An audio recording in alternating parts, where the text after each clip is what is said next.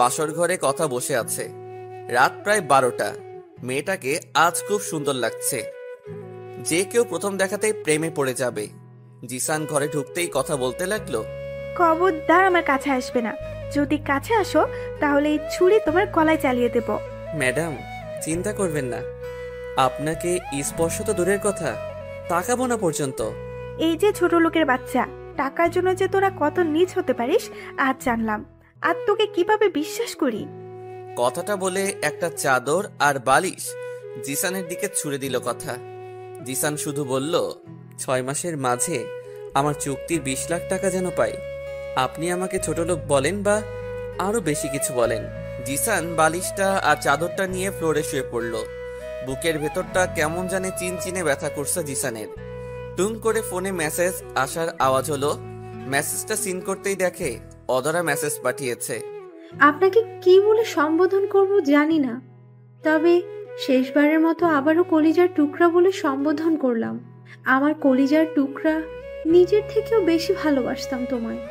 যেদিন কলেজের নবীনবরণ অনুষ্ঠানে তোমাকে প্রথম দেখি, তখনই অবুঝ মনে প্রথম ভালোবাসার জন্ম নেয়। কিন্তু তুমি আমার ভালোবাসার প্রতিদান এভাবে দিবে ভাবতেও পারিনি।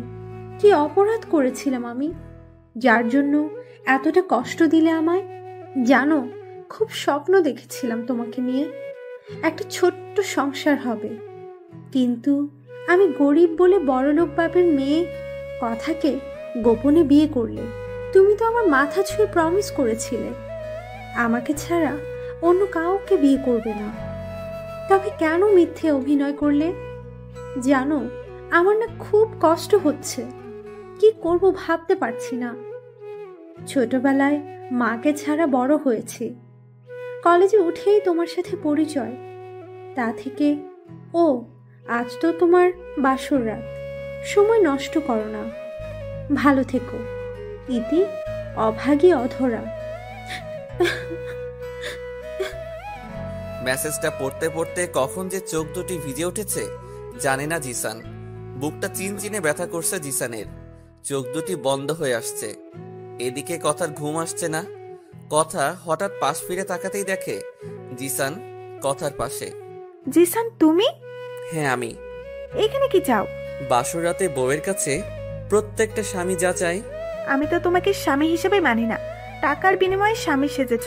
যে কিনা ফকিরের বাচ্চা, সে আবার আমার স্বামী, যার কিনা সারা বছরের রোজগারে আমার 1 মাসের হাত খরচ হবে না। কথা ফকিরের বাচ্চা বলার সাথে সাথেই তার বুক থেকে এক টান মেরে কাপড়টা সরিয়ে ফেলে জিসান। জিসানের চোখে শুধু কামনার দৃষ্টি আর প্রতিহিংসার। কথা শাড়ির আঁচলটা আবারও বুকে জড়িয়ে নিতে চাইলে ঠাস করে একটা থাপ্পড় গালে লাগিয়ে দিল জিসান। কথা কাঁপছে, কিন্তু সেদিকে কোনো খেয়াল নেই জিসানের। জোর করে হাত দুটি চেপে ধরে কথার ঠোঁটের সাথে ঠোঁট দুটি মিলিয়ে দিল। শক্ত করে চেপে ধরল বুকের সাথে। কথা তার সর্বশক্তি দিয়ে ছাড়ানোর বৃথা চেষ্টা করছে। শেষে না পেরে উঠে করুণার সুরে বলল, প্লিজ আমাকে ছেড়ে দেন। আমার গর্ভের সন্তান রয়েছে, আমি অন্তঃসত্ত্বা। আমার গর্ভের সন্তানের দোহাই লাগে, প্লিজ ছেড়ে দেন। তাতে কি হয়েছে? আমার অধিকার আমি আদায় করেই নিব। কথাটা বলে কথাকে আরো শক্ত করে জড়িয়ে ধরেছে। শত বাধা দেওয়া সত্ত্বেও কথাকে ভোগ করতে ব্যস্ত হয়ে পড়ল। কথা নিস্তেজ হয়ে গেছে, শুধু ফ্যাল করে তাকিয়ে আছে। কিছু বলার শক্তি হারিয়ে ফেলছে। প্রচন্ড পানি পিপাসা লেগেছে। কথার মরে যেতে ইচ্ছা করছে। সামান্য একটা চা করেই সব নিয়ে নিল। কথা তো তার সবকিছু তার বয়ফ্রেন্ড সজীবকে দিয়ে দিয়েছে। কথার চোখ দিয়ে টপ টপ করে পানি পড়ছে। কথা ভাবছে সজীবকে সে কি বলবে। সজীবের সন্তানের মা হতে চলছে যে কথা। হঠাৎ কি যেন পড়ার শব্দে কথার ঘুমটা ভেঙে যায়। কথার ঘুম ভাঙতেই সামনে চেয়ে দেখে জিসান দাঁড়িয়ে আছে। কথা ফল কাটা ছুরি নিয়ে সরাসরি জিসানের গলায় নিয়ে ধরল। এই ছোট লোকের বাচ্চা, তোর কিভাবে সাহস হয় আমার সাথে নোংরামি করার? তোর মতো ছোট লোক আমার কাছে স্ত্রীর অধিকার খাটায়? আপনি ভুল করছেন, আমি কিছুই করিনি। আমি তো ফ্লোরে শুয়েছিলাম, কিন্তু আপনার কান্নার আওয়াজ শুনে ঘুম ভেঙে যায়। কি হয়েছে তা দেখার জন্য আপনার বেডের কাছে আসতেই দেখি আপনি ঘুমের মাঝে ছেড়ে দেন বলে কাঁদছেন।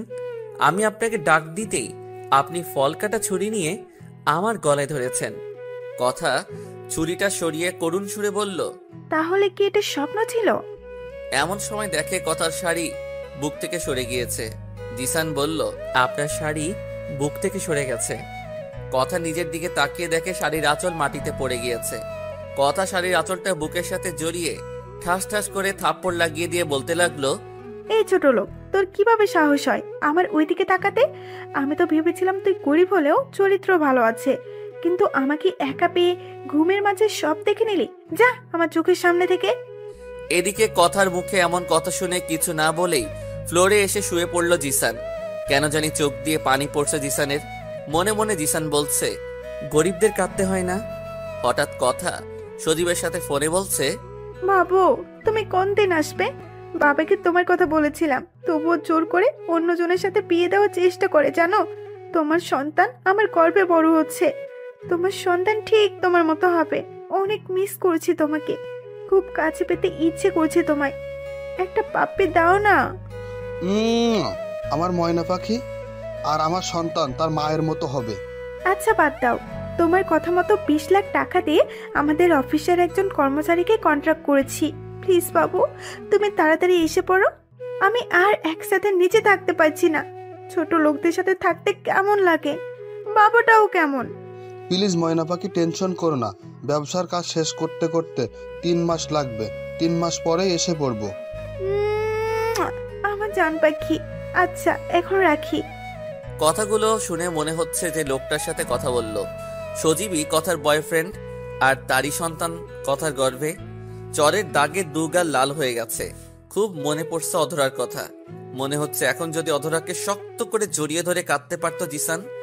তাই মানিব্যাগ থেকে অধরার ছবিটা বের করে বুকের সাথে জড়িয়ে নিল জিসান আর বলতে লাগলো, অধরা, তুই শুনতে পাচ্ছ? আমার হৃদয়টা আজও তোমার জন্য হাহাকার করে। আমার প্রতিটা হৃদস্পন্দন তোমার নাম বলে। কি করব, বাস্তবতার নির্মম করাঘাতে আমি যে পরাজিত এক সৈনিক। এসব ভাবতে ভাবতে হারিয়ে গেল ভার্সিটি লাইফে। অধরার সাথে জিসানের দেখা হয় কলেজের নবীন বরণ উৎসবে। প্রথম দেখায় অধরার মতো জিসানও ভালোবাসে অধরাকে। তারপর দুজন দুজনকে ভালোবাসে, একসাথে পথ চলার অঙ্গীকার। কিন্তু কখনো ভাবতেই পারিনি জিসানেরই বিয়ে, জিসানের ভালোবাসার মানুষ দাঁড়িয়ে দেখবে। বুকের ভিতরটা চিনচিনে ব্যথা করছে। বারবার অধরার মুখটা ভেসে উঠছে জিসানের সামনে। হঠাৎ ফজরের আজান হলো। ফজরের নামাজ পড়ে কুরআন তেলাওয়াত শেষ করতেই সকাল হয়ে গেল। সকালবেলায় কাজের মেয়ে নাস্তা করার কথা বলে গেল। নাস্তার টেবিলে গিয়ে বসতেই কথা খাবার টেবিল থেকে উঠে পড়ল। উঠে পড়লে কেন? নাস্তা করবে না? কোনো 2 টাকার কর্মচারীর সাথে এক টেবিলে বসে খেতে পারবো না। কথা ভুলে যেও না, জিসান তোমার স্বামী। কিসের স্বামী? 3 বার কবুল বললেই কেউ স্বামী হয় না। স্বামী হতে হৃদয়ের একটা অনুভূতির কাজ করতে হয়। তাই কোনো কর্মচারীর সাথে একই টেবিলে বসে খেতে পারবো না। তুমি ভুলে যেও না রাজ, তোমার শুধু স্বামীই না, তোমার অপকর্মগুলো নিজের করে নেওয়া একজন মহৎ মানুষ। আর আমরা মুসলমানরা আল্লাহকে সাক্ষী রেখে 3 বার কবুল বলেই বিয়ে করে। আর এটাই পৃথিবীর সবচেয়ে বড় বন্ধন। তুমি কার সাথে কি করছো বাবা হয়ে একটিবারও জিজ্ঞেস করোনি? কিন্তু জিসানকে তুচ্ছ তাচ্ছিল্য করলে তুমি আমার মেয়ে, আমি ভুলে যাব। কথা শুধু রাগে ফুলছে। হঠাৎ মোবাইলটা ক্রিং ক্রিং করে বাজছে। ফোনটা তুলে দেখলো হসপিটাল থেকে ফোন এসেছে। ফোনটা রিসিভ করে আসছি বলে বের হয়ে গেল জিসান। কথার বাবা কয়েকবার জিজ্ঞেস করলেও জরুরি কাজ বলে চলে আসলো জিসান। হসপিটালে এসে ডাক্তারকে বলল, ডাক্তার সাহেব, আপনি চিকিৎসা করেন, টাকা নিয়ে কোনো চিন্তা করতে হবে না। 6 মাসের মাঝেই সব টাকা পরিশোধ করব। আচ্ছা, আপনার বিচলিত হতে হবে না, আমরা আমাদের চেষ্টার কোনো ত্রুটি রাখবো না। ডাক্তার সাহেব, আমি কি আমার বোনটাকে দেখতে পারি? হ্যাঁ, অবশ্যই। ডাক্তারের কাছ থেকে বিদায় নিয়ে 222 নাম্বার বেডটাতে যেতেই বুকটা ধক করে উঠল জিসানের। বিছানায় শুয়ে আছে জিসানের একমাত্র বোন। ঘুম থেকে উঠেই যার মুখটা দেখতো জিসান, কিন্তু আজ কতদিন ধরে বোনটার মুখটা দেখে না। মুখটা মলিন হয়ে গেছে। এদিকে রিতার মাথার কাছে যেতেই বলে উঠল, ভাইয়া, ও ভাইয়া, খেয়েছো তুমি? হ্যাঁ রে পাগলি, খেয়েছি। তুই খেয়েছিস?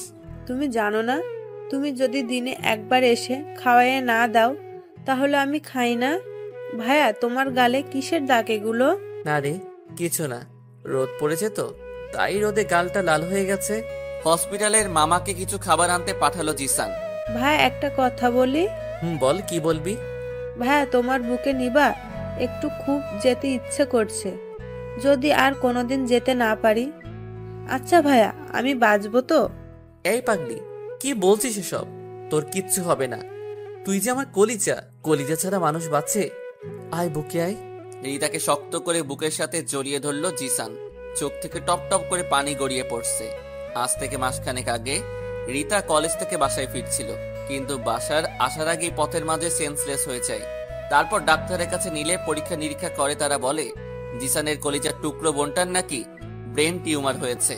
বোনটাকে বাঁচাতে হলে অপারেশন করাতে হবে। সব মিলিয়ে 10 লাখ টাকা খরচ হবে।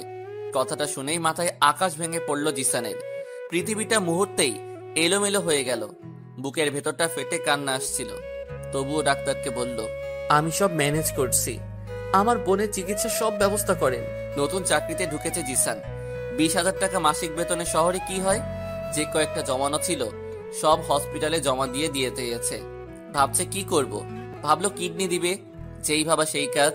কিন্তু কিডনি ডোনেট করার কথা বলার সময় কথা ম্যাডাম শুনে তার কন্ট্রাক্ট হাজবেন্ড হওয়ার জন্য অফার করে এবং সব বুঝিয়ে বলে দেয়। তারপর সবকিছু তার প্ল্যান মাফিক হয়। এই ভাইয়া, তুই কাঁদছিস কেন? জানিস না তোর বোন তোর কান্না সহ্য করতে পারে না? একদম কাঁদবি না। এখন এভাবে কাঁদছিস কেন? আমি কি মরে গেছি? আমি সব সহ্য করতে পারি, তোর কান্না না। ভাইয়া, আমি মরে গেলে তুই আর কাঁদবি না, কারণ তোর চোখের জল কেউ মুছে দিবে না। আমি মরে গেলেও দেখিস আমার আত্মা তোকে ভাইয়া বলে ডাকবে। আচ্ছা ভাইয়া, আমি মরে গেলে আমাকে কি তুই ভুলে যাবি? আমি যে তোকে না খাইয়ে দিলে তুই ঠিক মতো খাস না, তখনও কি খাওয়া বাদ দিবি? জানিস ভাইয়া, মা বাবার আদর পাইনি, কিন্তু তুই আমাকে মা বাবার চেয়েও কম আদর করিসনি। তোকে ছেড়ে যেতে খুব কষ্ট হবে রে ভাইয়া। আমার না খুব কষ্ট হচ্ছে, আমাকে বাঁচা ভাইয়া। কথাটা বলে আর কোনো কথা বলছে না। এই রিতা বোন, আমার কলিজার টুকরা, আমার কথা বল। তোকে যে কথা বলতেই হবে, তোর জন্যই আমি আমার ভালোবাসাকে বিক্রি করেছি। ডাক্তার, ও ডাক্তার, কোথায় প্লিজ দেখেন, আমার কলিজার টুকরা কথা বলছে না। ভয়ের কিছু নেই, সেন্সলেস হয়ে গেছে। তবে একটা বিষয় হলো, যত তাড়াতাড়ি পারেন অপারেশন করে নিতে হবে, তা না হলে বড় কোনো ধরনের দুর্ঘটনা ঘটে যেতে পারে। আচ্ছা ডাক্তার সাহেব, আপনি টাকা নিয়ে কোনো চিন্তা করবেন না, আমি সবকিছু ম্যানেজ করে ফেলবো। আজ তাহলে আসি। রিতার কপালে আলতো করে একটা চুমু দিয়ে এসে পড়ল জিসান। বাসায় আসার পর কথার বাবা বলল, কোনো সমস্যা ছিল? কোথায় গিয়েছিলে?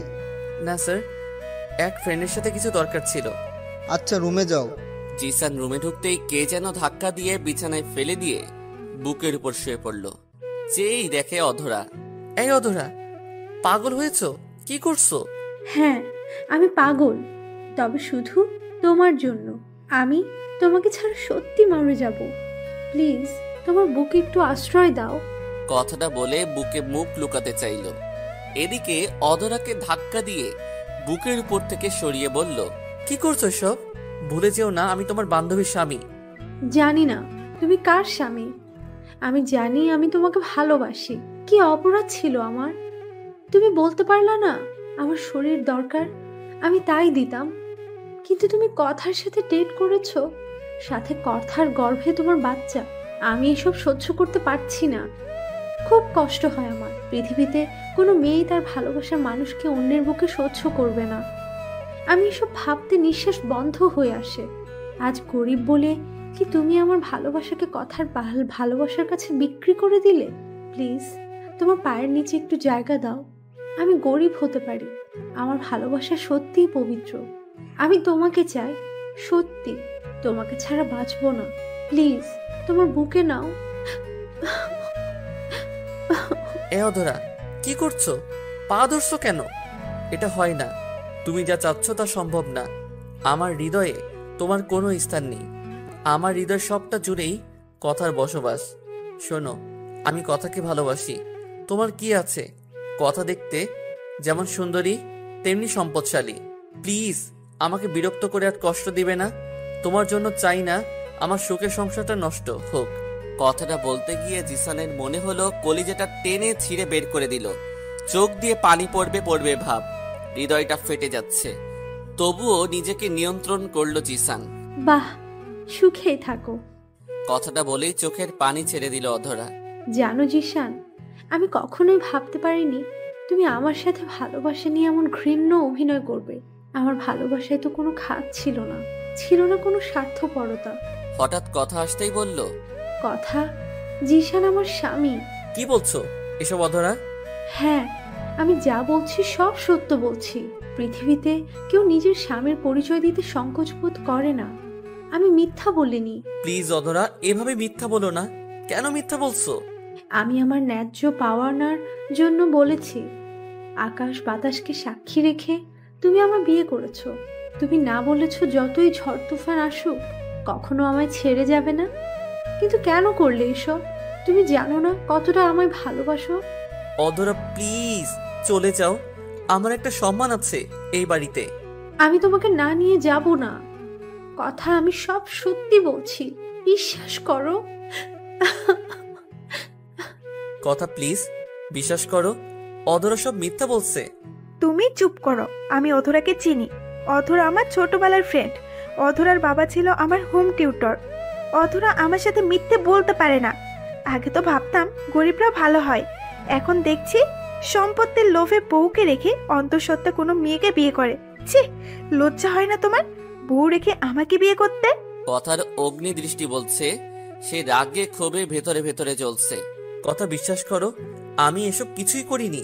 আর অধরা যে বলছে আমি অধরার স্বামী, তার প্রমাণ দিতে। হ্যাঁ, রাজ, মিথ্যা দিয়ে সত্যকে ঢেকে রাখা যায় না। আমি জানতাম তুমি স্বীকার করবে না, তাই বিয়ের কাবিননামার ফটোকপি আমার সাথে করে নিয়ে এসেছি। কথাটা বলেই ব্যাগ থেকে একটা কাগজ বের করলো অধরা। জিসানের হার্টবিট কাঁপছে। অধরা কি করছে এসব? খুব ভয় করছে। কথা জিসানের দিকে রাগী লুক নিয়ে তাকিয়ে আছে। অন্যদিকে অধরা তার কাগজটা কথাকে দিয়ে বলল, দেখো জিশান, আর আমার বিয়ের কাবিননামা। কথা ভেতর থেকে কাগজটা বের করেই বলল, তুই আসলে সারপ্রাইজ ম্যান। তোর বিয়ের কার্ড দিতে এত নাটক করতে হবে? দেখলাম তোদের ভালোবাসা। কথা, জিশান আমার বেস্ট ফ্রেন্ড ছিল কলেজ লাইফে, তাই তোদের দুজনকেই ভয় দেখালাম। সামনে শুক্রবারে আমার বিয়ে, তোরা দুজনই আমার বিয়েতে যাবি। কি হলো, তোরা দুজন এলিয়েনের মতো আমার দিকে তাকিয়ে আছিস কেন? মনে হচ্ছে আমি অন্য কোনো গ্রহের প্রাণী। এই কথা তোদের বাসায় আসলাম, চা কফি খাওয়াবি না? তোরা বসে কথা বল, আমি আসছি। কথা চলে গেলে অধরাকে জিসান বলল, সত্যি কি বিয়ে করছো? বিয়ে না করে বিয়ের কার্ড ছাপালাম কেমনে? মনে রেখো, আমার এখানে সবকিছু অভিনয় হলেও একটা সত্যি কি জানো, আমি তোমায় ভালোবাসি, এবং তার নিজের জীবনের চেয়েও বেশি। তা খুব তাড়াতাড়ি প্রমাণ পেয়ে যাবে। জানো, খুব ইচ্ছে করে তোমাকে জড়িয়ে ধরে বলতে যে তুমি শুধু আমার, কিন্তু আজ তোমার আর আমার মাঝে একটা বিশাল বড় দেয়াল দাঁড়িয়ে আছে। ভালো থেকো, কখনো আমার জন্য কষ্ট পেও না। তোমার থেকে দূরে গেলেও আত্মাটা তোমার পিছু ছাড়বে না। অধরার কথা শুনে চোখ থেকে টপ টপ করে পানি পড়ছে। হৃদয়ে রক্তক্ষরণ হচ্ছে জিসানের। কষ্টে দম বন্ধ হয়ে আসছে। মন চাচ্ছে অধরাকে শক্ত করে বুকের সাথে জড়িয়ে ধরে বলি, তুমি শুধু আমার, আমার পুরোটা হৃদয় জুড়েই তোমার বসবাস। কিন্তু বাস্তবতার কাছে আজ আমি নির্বিকার। চোখের জল মুছাই যে আমার একান্ত কর্তব্য। নিজের কলিজার টুকরাকে এতটা কষ্ট দিলাম। অধরার মুখের দিকে তাকানোর শক্তি জিসানের নেই। কাজলগুলো চোখের পানির সাথে লেপটে গেছে। কথা চা করে নিয়ে আসলে চা খেয়ে অধরা আবারও বলল, জিশান, আপনি আর কথা অবশ্যই আসবেন। কথা, তুই আর তোর হাজবেন্ডকে ছাড়া আমি কিন্তু কবুল বলতাম না। কথাটা শুনে বুকটা ছ্যাত করে উঠল জিসানের। অধরা চলে গেল। সেদিন রাতে আর ঘুম হলো না জিসানের। অধরার কথা বারে বারে মনে পড়ছে। অধরার ছবিটা বুকে জড়িয়ে রেখেছে জিসান। অন্যদিকে কথা তার বয়ফ্রেন্ড সজীবের সাথে কথা বলছে। কি আজব দুনিয়া, মনটা কেমন ছটফট করছে। এদিকে দেখতে দেখতে অধরার বিয়ের দিন এসে গেল। কথা আমাকে রেখেই চলে গেল। যাওয়ার সময় বলে গেল, কোনো 2 টাকার ছোট লোককে আমার সাথে নিয়ে যায় না। এদিকে বিয়ে বাড়িতে পা দেওয়ার সাথে সাথেই বুকটা চিনচিনে ব্যথা করছে।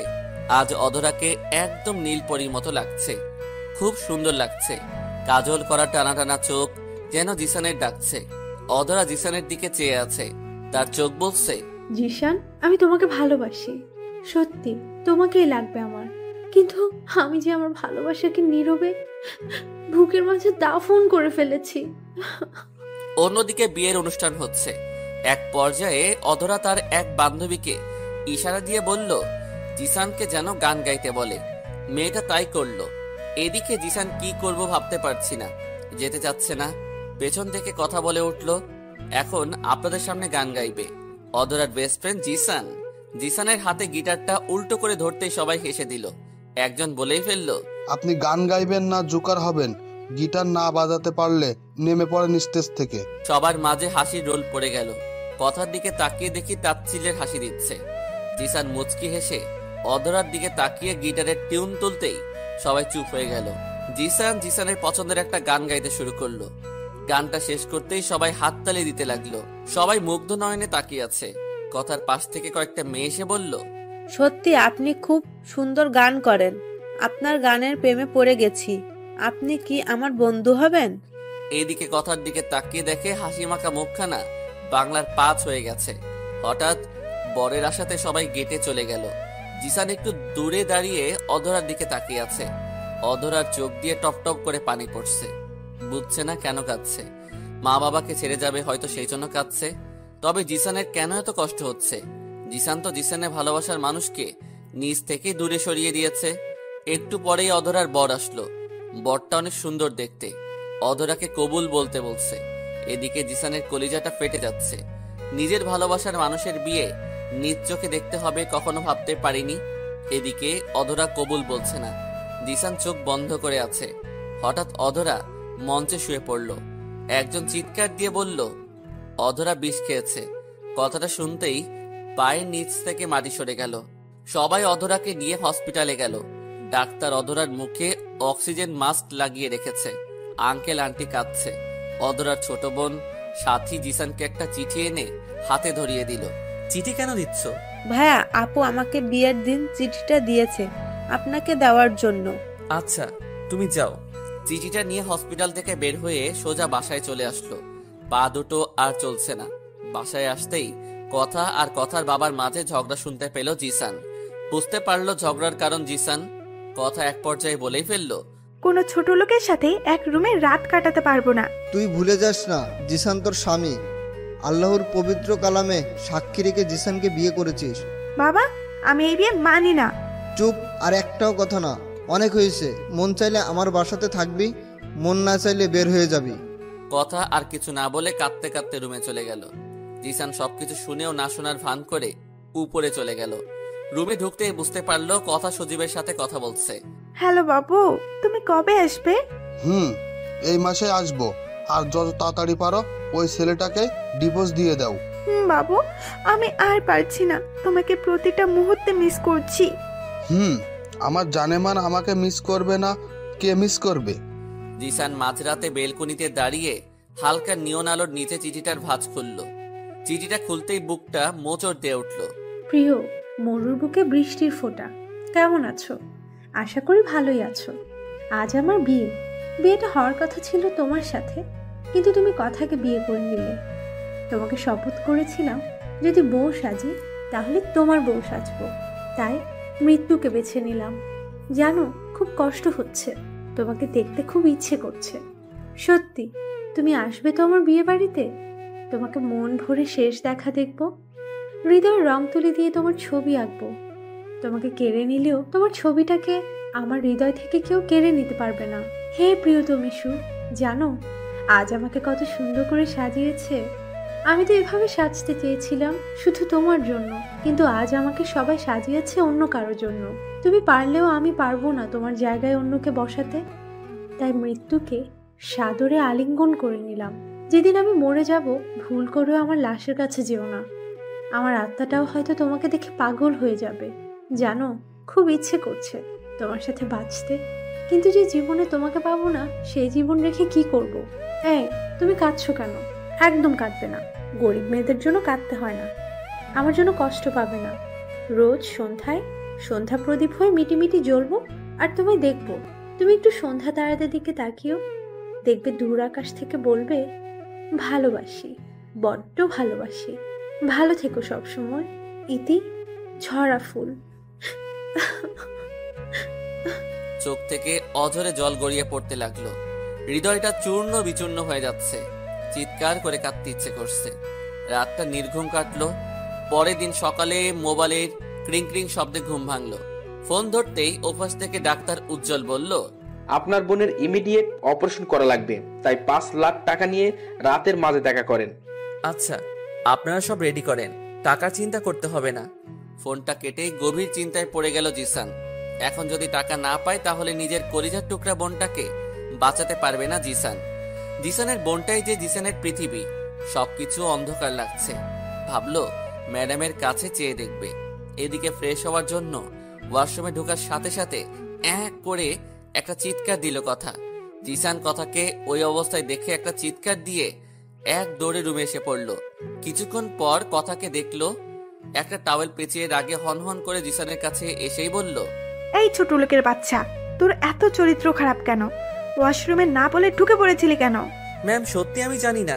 ওয়াশরুমে আপনি ছিলেন আর ওয়াশরুমের দরজা লক করা ছিল না। আমি কিছু দেখিনি। প্লিজ আপনি ভয় পাবেন না। তোর লজ্জা করে না? একটা মেয়ের সরলতার সুযোগ নিয়ে তার সবকিছু দেখে নাও, আবার বলছিস ভয় পাবেন না? তোদের মায়ের ঠিক নেই। চুপ করবেন বলে কথার দিকে তাকাতেই দেখছে কথার টাওয়াল মাটিতে পড়ে গেছে। কথা যখন জিসানের গালে চড় দিতে আসছে তখনই তার গা থেকে টাওয়েল খুলে যায়। জিসান চোখ দুটি ধরে ফেললো। এই লুচ্চা, চোখ বন্ধ করলি কেন? ম্যাম আপনার টাওয়েল মাটিতে। কথাটা বলার সাথে সাথেই কথা মাটির দিকে তাকিয়ে দেখে তার টাওয়েল গায়ে নেই। এক চিৎকার দিয়ে টাওয়েলটা শরীরের সাথে জড়িয়ে চলে গেল। জিসান সোফাতে বসে আছে আর ভাবছে এতগুলো টাকা রাতের মাঝে কিভাবে ম্যানেজ করবে। যদি টাকা ম্যানেজ করতে না পারি, কলিজার টুকরা না, এই আমি কি ভাবছি। হঠাৎ নীল শাড়িতে একটা পরি আসলো। জিসান তাকিয়ে দেখে কথা। এই জিসান, তোমাকে একটা কথা বলি। জি ম্যাম বলেন। সত্যি কি আমার সব দেখে ফেলেছো? ম্যাম আপনার শরীরে যা আছে তাই দেখেছি। এই ছোট লোক, এখন আমার কি হবে? সব দেখে নিয়েছিস। আমি তো ভাবছিলাম গরিব হলেও তুই সবার মতো না। ম্যাম ভয় পাবেন না। আপনি যা ভাবছেন তার কিছুই হয়নি। আর ইসলামিক দৃষ্টিতে আপনি আমার স্ত্রী। চুপ করবি? কবুল বললেই বউ হওয়া যায় না। ম্যাডাম একটা কথা বলার ছিল। বল। ম্যাম আমার 5 লাখ টাকা লাগবে আজকেই। জানতাম তোদের মতো মানুষদের টাকা ছাড়া আর কোনো কথা থাকে না। এই বলে লকার থেকে 5 লাখ টাকা দিয়ে এসে ফ্লোরে ঢিল দিয়ে বলল, যা হামা করে দিয়ে টাকা নিয়ে আয়। কুকুর যেমন করে খাবার খাই সেভাবে।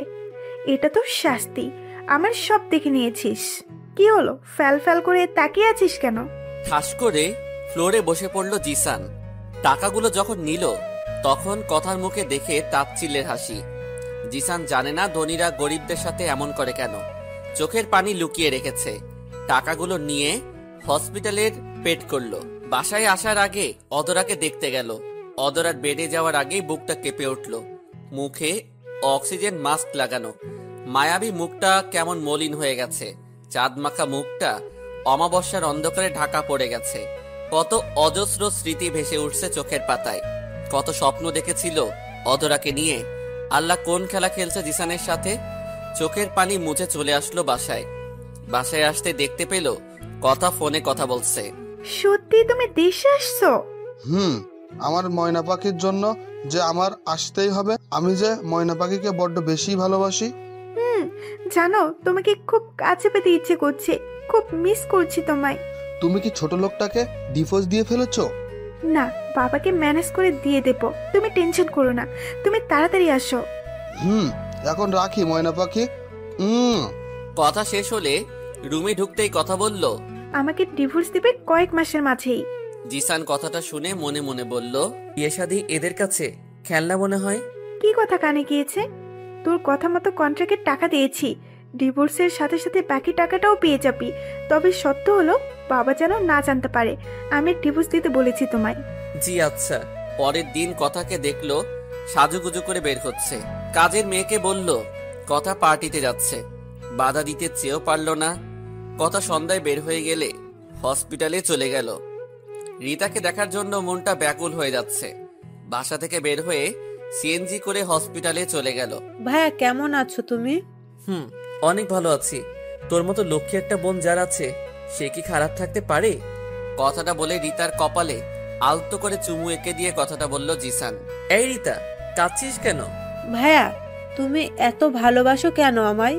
জন্মের পর মা বাবাকে দেখিনি, বাবা মায়ের আদর পাইনি কখনো, কিন্তু তুমি কখনো বাবা মায়ের অভাব বুঝতে দাওনি। ভাইয়া, আমার মনে হয় আমি বাঁচবো না। ভাইয়া, আমি মরে গেলে আমার কি ভুলে যাবে? চুপ করবি পাগলি? তুই মরে গেলে আমি বাঁচবো কার জন্যে? তুই যে আমার বেঁচে থাকার একমাত্র অবলম্বন, আমার লক্ষ্মী বোন আমার। তোর কিছুই হবে না, তুই আমায় ছেড়ে কোথাও যাবি না। আজ তাহলে আসি। আসার সময় আবারও কথার কপালে চুমু এঁকে দিল জিসান। হসপিটাল থেকে বের হয়ে ঘড়ির দিকে তাকিয়ে দেখতে পেল রাত 12টা বাজে। একটা সিএনজি করে বাসায় ফিরছে। সিএনজিটা মাঝ রাস্তায় এসে নষ্ট হয়ে যায়, সেজন্য বাধ্য হয়ে পায়ে হেঁটে আসতে হচ্ছে। রাত প্রায় 1টা। দূরে একটা গাড়ি স্ট্যান্ড করানো। গাড়িটা কাছে যেতেই রাস্তায় সাইডে চিপা গলিতে মেয়েলি কণ্ঠে চিৎকার শোনা যাচ্ছে।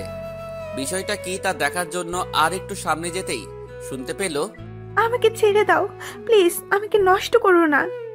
চিৎকার শুনে বুঝতে বাকি রইল না কাউকে জোর করে অসভ্যতামি করতে চাচ্ছে। কণ্ঠটা খুব পরিচিত মনে হচ্ছে। জিসান কিছু না ভেবেই রাস্তায় পাশে একটা লাঠি পেল। লাঠিটা নিয়ে যেখান থেকে চিৎকারের শব্দ হচ্ছে সেখানে গিয়ে দেখতে পেল 3জন ছেলে। দেখে বোঝা যাচ্ছে নেশাখোর। একটা মেয়েকে জোর করে ধর্ষণ করতে যাচ্ছে। এদিকে মেয়েটার গা থেকে শাড়িটা টান মেরে খুলে ঢিল মারল। শাড়িটা জিসানের মুখে এসে পড়ল। শাড়িটা মুখ থেকে সরিয়ে বলল জিসান, কি হচ্ছে এখানে? কি হচ্ছে তা তোকে দেখতে হবে না, যেখানে যেতে চাচ্ছিলি সেখানে যা, নইলে ছুরি দিয়ে গলা নামিয়ে দিব। আমি তো এখানে আসছিলাম। কথাটা বলে যে ছেলেটা মেয়েটার উপর সেটাকে লাঠি দিয়ে বাড়ি দিতেই পাশ থেকে একটা ছেলে পকেট থেকে বের করা একটা চাকু দিয়ে বাম হাতে পোঁচ দিল জিসানের। ফিলকি দিয়ে রক্ত পড়ছে। জিসান লাগাতার লাঠি দিয়ে বাড়ি দিতে লাগলো। 3টা ছেলেই ভয় পেয়ে চলে গেল। মেয়েটার কাছে শাড়িটা দিতে গিয়ে চমকে উঠল জিসান। তুমি? কান্না করছে, কোনো কথা বলছে না। শাড়িটা হাতে দিয়ে বলল, পরে নাও।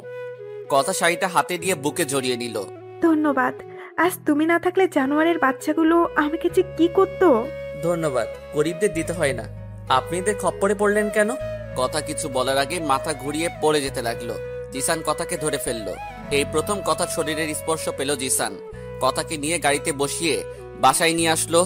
এদিকে কথার বাবা ব্যবসায়ী কাজে দেশের বাইরে গিয়েছে। কথা অচেতন রুমে নিয়ে শুয়ে দিল। কি অপরূপ লাগছে মেয়েটাকে। মনে হচ্ছে একদম নিষ্পাপ। চোখের উপর চুলগুলো পড়ে আছে। সরিয়ে দিতে গিয়েও পারল না কোথাও। যেন বাধা পেল জিসান। হঠাৎ কথা মিটিমিটি করে চোখ খুলল। বিছানা থেকে উঠতে যাচ্ছে। জিসানের অনিচ্ছা সত্ত্বেও কথাকে সোজা করে বসালো। বসানোর সাথে সাথে কথা বমি করে দিল। বমি কথা শরীরে গিয়ে পড়ল। জিসান কি করবে ভাবতে পারছে না। কথার শাড়িটা চেঞ্জ করতে হবে, তাই পাশের রুম থেকে কাজের মেয়েকে ডেকে নিয়ে শাড়িটা চেঞ্জ করিয়ে দিল। শাড়ি চেঞ্জ করার পর কথার কাছে গিয়ে বসলো জিসান। কাছে যেতেই কথা জিসানকে জড়িয়ে ধরলো। কি করছেন, ছাড়েন বলছি। না, আজ ছাড়বো না। তুমি আজ আমায় আদর করবে। এই সুইসাইড কেমনে করে? জড়িয়ে ধরে এসব বলছে কথা, আর মুখ থেকে বিশ্রী গন্ধ বের হচ্ছে। মনে হচ্ছে ড্রিঙ্কস করেছে। মনে মনে ভাবছে যদি কোনো অঘটন ঘটিয়ে ফেলে। এই জন্য কথার সাথে অনিচ্ছা সত্ত্বেও শুয়ে পড়ল জিসান। কথা শক্ত করে জড়িয়ে ধরে আছে জিসানকে। জিসান মনে মনে ঠিক করলো কথা ঘুমিয়ে গেলে রুম থেকে চলে যাবে, কিন্তু কখন যে ঘুমিয়ে গেছি খেয়াল নেই। সকালবেলা কথার ঘুম ভাঙতেই দেখে জিসান তাকে জড়িয়ে ধরে আছে। কথার পায়ের রক্ত মাথায় উঠে গেছে। শরীরের দিকে তাকাতেই দেখে পার্টিতে যে শাড়ি পরে আছে সেই শাড়ি গায়ে নেই। তার মানে ছোট লোকটা আজ রাতে আমার সাথে অসভ্যতামি করেছে। এই ওঠ বিছানা থেকে। কি হয়েছে? যেই দেখতে পেল কথা অগ্নিমূর্তি হয়ে দাঁড়িয়ে আছে। কি হয়েছে তা বলার আগে বল, তুই আমার বেডে কেন? ম্যাডাম, কাল রাতে আপনি তো আমাকে থাকতে বলেছেন। মিথ্যে বলার জায়গা পাস না। আমার শাড়ি কে চেঞ্জ করেছে? জিসান চুপ করে দাঁড়িয়ে আছে। এই ছোট লোক, তোকে তো ভালো মনে করেছিলাম, কিন্তু কাল তুই আমার সাথে ছি। কথাগুলো বলে ঠাস ঠাস করে থাপ্পড় বসিয়ে দিল কথা। এই তুই আমার চোখের সামনে থেকে বের হয়ে যা। জিসান রুম থেকে বের হয়ে গেল। জিসান রুম থেকে বের হতেই কাজের মেয়েটা খাবার নিয়ে কথার রুমে গিয়ে ঢুকলো। ম্যাডাম, আপনি কেমন আছেন? কাল রাতে আপনার ড্রেস চেঞ্জ করার সময় দেখলাম আপনার অনেক জ্বর। জিসান ভাইয়া সারা রাত জেগেছিল। সত্যি জিসান ভাইয়া আপনাকে অনেক বেশি ভালোবাসে। আপনি সত্যি অনেক ভাগ্যবতী। হোয়াট? কি বলছিস? কাল রাতে তুই আমার শাড়ি চেঞ্জ করেছিস? জি ম্যাডাম। আচ্ছা তুই যা। কাজের মেয়েটা চলে গেলে কথার কাছে কাল রাতের কথাটা মনে পড়তেই কথার শরীর শিউরে ওঠে। কথা মনে মনে ভাবছে, কাল যদি জিসান না থাকতো তাহলে আমার যে কি হতো। না, চল মারাটা ঠিক হয়নি। কথা জিসানের রুমে গিয়ে দেখলো জিসান ডায়েরির মাঝে কি যেন লিখছে। কথাকে দেখে জিসান ডায়েরিটা বন্ধ করে দিল। সরি জিসান, কিছু মনে করো না। না ম্যাডাম, সরি বলতে হবে না। এই নাও 50,000 টাকা, এটা কাল রাতে লম্পটের হাত থেকে বাঁচানোর জন্য। জিসান টাকাটা কথার হাতে ধরিয়ে দিয়ে বলল, ম্যাডাম আপনারা ধনীরা হয়তো আপনাদের সতীত্বটাকে টাকা দিয়ে পরিমাপ করেন, কিন্তু আমাদের কাছে সতীত্ব অমূল্য সম্পদ, যা টাকায় পরিমাপ করা যায় না। আমি কিছু পাওয়ার আশায় আপনাকে বাঁচাইনি। আপনার জায়গায় অন্য কেউ হলেও আমি এই কাজটাই করতাম। কথা কেমন যেন করুণভাবে তাকালো। পরের দিন কথাকে নিয়ে ডিভোর্সের অ্যাপ্লাই করে আসলো। দিনগুলো ভালোই কাটছিল, কিন্তু অধরা এখনো সুস্থ হয়ে ওঠেনি। অধরাকে আইসিইউতে রাখা হয়েছে। অধরার অবর্তমানে অধরার স্মৃতিগুলি প্রতি রাতে জিসানকে কাঁদায়। রাতে অধরার ছবিটা বুকে নিয়ে কাঁদছে জিসান। হঠাৎ কথার ফোনটা ক্রিং ক্রিং করে বাজছে। কথা ফোনটা ধরেই বলতে লাগলো, আমার জানটা কেমন আছে? আমার জানটা কবে আসবে? ময়না পাখি ভালোই আছি, তুমি কেমন আছো? ভালোই আছি। কবে আসবে? তোমায় যে বড্ড মিস করছি, খুব আপন করে পেতে ইচ্ছে করছে। ময়না পাখি, আমি এই সপ্তাহে আসবো। আর তুমি ওই ছোট লোকটাকে ডিভোর্স দিয়েছো? বাবু, এই সপ্তাহে ডিভোর্স দিয়ে দেবো। তুমি তাড়াতাড়ি এসে পড়ো, তোমাকে ছাড়া আমার খুব কষ্ট হয় যে। আসতে হবে যে। এখন রাখি ময়না পাখি, love you. Okay, love you too. কথা ফোনটা রেখে দিয়ে জিসানের কাছে এসে বলল, তুমি কবে আমায় ডিভোর্স দিচ্ছ? তোমার সত্যের সব টাকা তো দিয়ে দিয়েছি, কোনো চালাকি করলে কিন্তু খবর আছে। ম্যাডাম চিন্তা করবেন না, এ সপ্তাহেই পেয়ে যাবেন। আর আপনার বাবাকে নিয়ে কখনো চিন্তা করতে হবে না, তিনি আমাকেই দোষারোপ করবেন। আপনি ঘুমান। 3 দিন পর কথা শপিং করতে বের হলে মার্কেটের সামনে সজীবের মতো কাউকে দেখে। কথা শিওর না এটা সজীব, কারণ সজীবের সাথে একটা মেয়েকেও দেখা যায়। কথা শিওর হওয়ার জন্য আর একটু সামনে যেতেই দেখে সজীব আর একটা মেয়ে। মেয়েটার আপত্তিকর জায়গায় হাত রেখে সজীব মেয়েটাকে নিয়ে গাড়িতে উঠল। কথার বুক ফেটে কান্না আসছে। যাকে সে এতটা ভালোবাসলো, যার জন্য বাবাকে কষ্ট দিল, বিয়ের আগেই বাচ্চার মা হয়ে গেল। মুহূর্তের মাঝে সাজানো স্বপ্নগুলো এলোমেলো হয়ে গেল। কথা সজীবের পিছন পিছন গাড়ি নিয়ে ফলো করলো। সজীব মেয়েটাকে নিয়ে তাদের বাসায় ঢুকলো। সজীবের পিছন পিছন কথাও ঢুকলো। কথা সজীবের রুমের সামনে দাঁড়িয়ে আছে। ভেতর থেকে আওয়াজ আসছে, বাবু কবে বিয়ে করবে?